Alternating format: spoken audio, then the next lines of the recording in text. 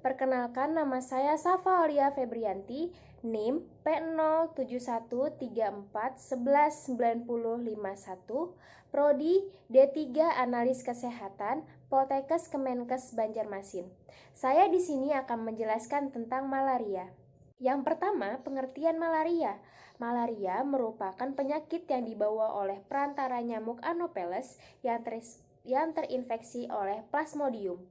Plasmodium yang menyebabkan malaria ada 4, yaitu Plasmodium vivax, Plasmodium malariae, Plasmodium oval, dan Plasmodium falciparum.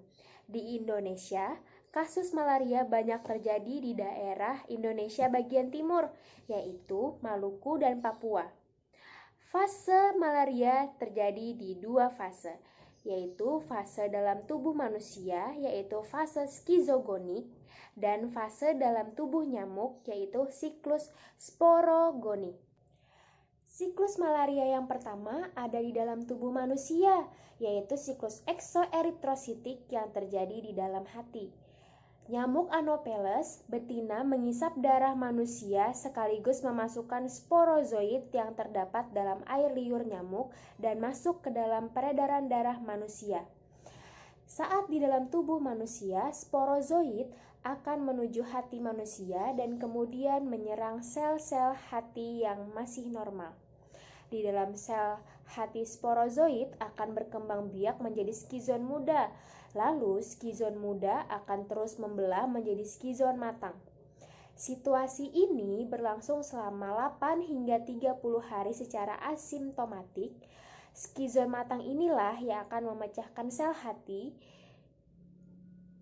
yang dihinggapinya.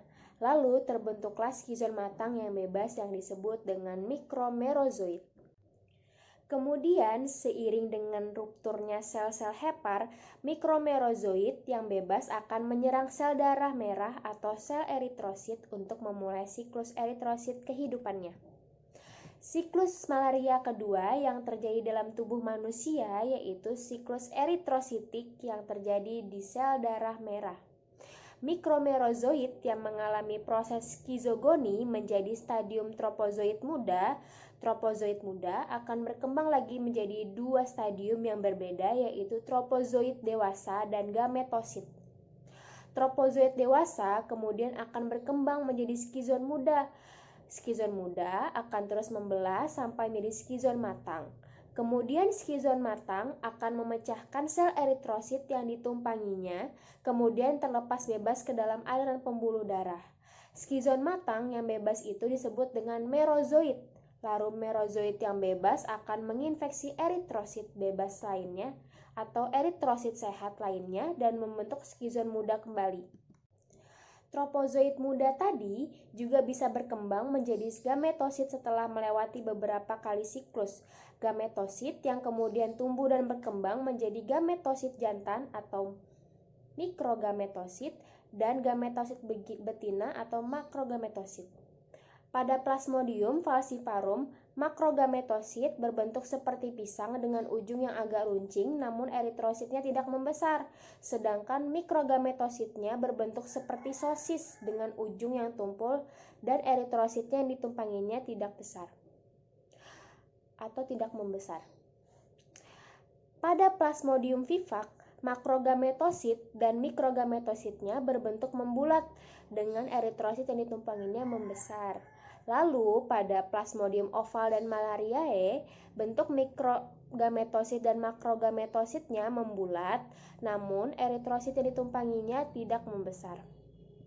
Gametosit ini beredar di dalam peredaran darah manusia, sehingga apabila penderita digigit oleh nyamuk Anopheles, maka mikrogametosit dan makrogametosit akan masuk ke dalam tubuh nyamuk dan mulai menjalani siklus hidup kembali sampai membentuk sporozoid kembali.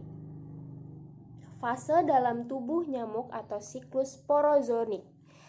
Dalam tubuh nyamuk, makrogametosit dan mikrogametosit akan mengalami pembuahan secara seksual, di mana makrogametosit berbentuk bulat dan mikrogametosit akan melepas flagelnya. Selanjutnya, flagel pada mikrogametosit akan melakukan pembuahan terhadap makrogametosit di dalam lambung nyamuk dan menghasilkan zigot. Zigot kemudian menjadi motil dan memanjang yang disebut dengan ookinet. Sejumlah ookinet akan menginvasi dinding usus nyamuk untuk membentuk ookista. Ookista yang tumbuh akan berkembang menjadi sporozoid yang matang. Kemudian sporozoid tersebut akan memasuki kelenjar liur nyamuk dan siap menginfeksi host berikutnya. Itulah penjelasan dari saya tentang malaria.